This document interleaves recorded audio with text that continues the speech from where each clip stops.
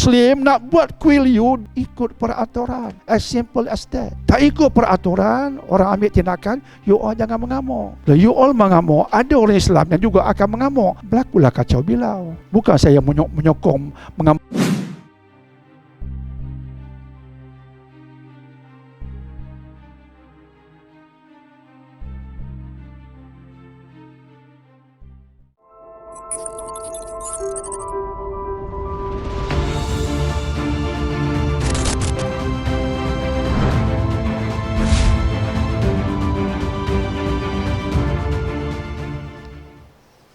Kuil haram dan perhimpunan berkenaan bantahan kuil haram. Kuil haram, isu. Tapi PMX telah pun memberitahu. Apa yang PMX cakap tu jelas. Apa dia? Nak buat apa-apa pun, termasuk nak buat rumah-rumah ibadah dan sebagainya, kenalah ikut peraturan. Tu saja. Jangan buat di tanah orang lain. Jangan kita naik kuil ke apa-apa rumah ibadat di tempat yang bukan kita miliki. Kalau kita buat di tempat yang bukan kita miliki, maka tindakan boleh dikenakan. Janganlah mengamuk bila tindakan dikenakan, sebab salahnya salah kita. Sebetulnya ada seorang yang beragama Hindu di laman web, ketika orang lain semua sepertinya mengamuk, dia tulis benda yang rasional. Dia kata kita orang Hindu kena sedar, kita nak buat kuil, kita kena ikut peraturan. Antara peraturannya, jangan buat kuil di tempat yang bukan milik kita. Kaji dahulu. Kalau buat di tempat yang bukan milik kita, akan dihukumlah. Kuil itu haram. Kuil itu maksudnya kuil haram, dia berada di tempat yang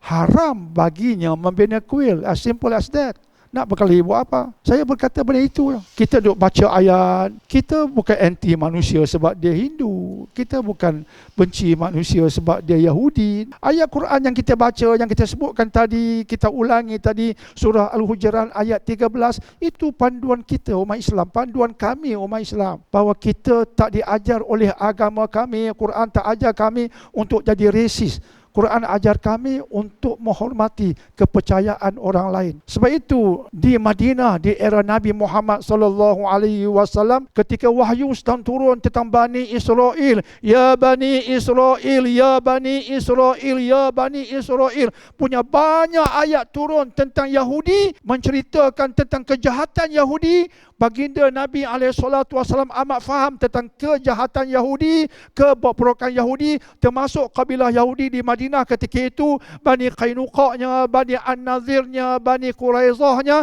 Nabi tahu sebab ayat Quran beritahu tentang kejahatan mereka sejak dahulu, tapi mereka tak pernah Nabi zalimi. Mereka hanya dihukum sebab kesalahan mereka. Kami diajar seperti itu. Jadi di Malaysia, orang beragama bukan Islam boleh ada tempat peribadatan mereka, tapi bina secara yang sah, itu saja. Jangan bina di tempat yang tidak sah, kemudian bila orang nak runtuh kamu mengamuk. Itu otak tidak betul. Orang Islam pun nak bina surau masjid, ada peraturan, ada peraturan. Saya antara orang yang duduk tengok juga peraturan dalam pembinaan masjid. Hatta di bumi Malaysia, Islam agama persekutuan, tapi nak bina rumah ibadat orang Islam, kena ikut peraturan. Ukurannya, tanahnya. Juga you all yang non-Muslim nak buat kuil, you ikut peraturan. As simple as that. Tak ikut peraturan, orang ambil tindakan, you all jangan mengamuk. Kalau you all mengamuk, ada orang Islam yang juga akan mengamuk. Berlakulah kacau bilau. Bukan saya menyokong mengamuk ni. Tapi bila orang ada satu golongan tak ikut peraturan, maka orang lain akan marah. Jadi timbullah kacau bilau. Kita tak sokong mana-mana pun tindakan yang melampau. Kita tak sokong. Tapi antara perbuatan yang melampau yang kita tak sokong ialah bina rumah ibadat tak ikut peraturan yang betul. Kita takkan sokong. Itu saja. Bukan nak provokasi apa-apa pun. Ikut aturan. Dr. Jania jawab begitu. Yang buat KKL tu nak buat perhimpunan. Nak buat perhimpunan, saya semua tak ikutlah semua itu.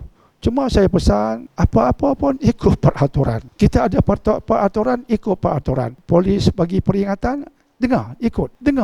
Mungkin saya tu jenis yang macam itu, Ridwan saya jenis macam tu, jenis nak buat apa-apa pun kita tak setuju, tapi kita ikut saluran, kita luahkan ketidaksetujuan kita itu, ikut saluran yang betul. Jangan bertindak melampaui batas, sebab kita ada banyak kerja lain, ada banyak benda yang nak kita sampaikan yang lain, banyak kerja lain yang pentingnya nak kita buat.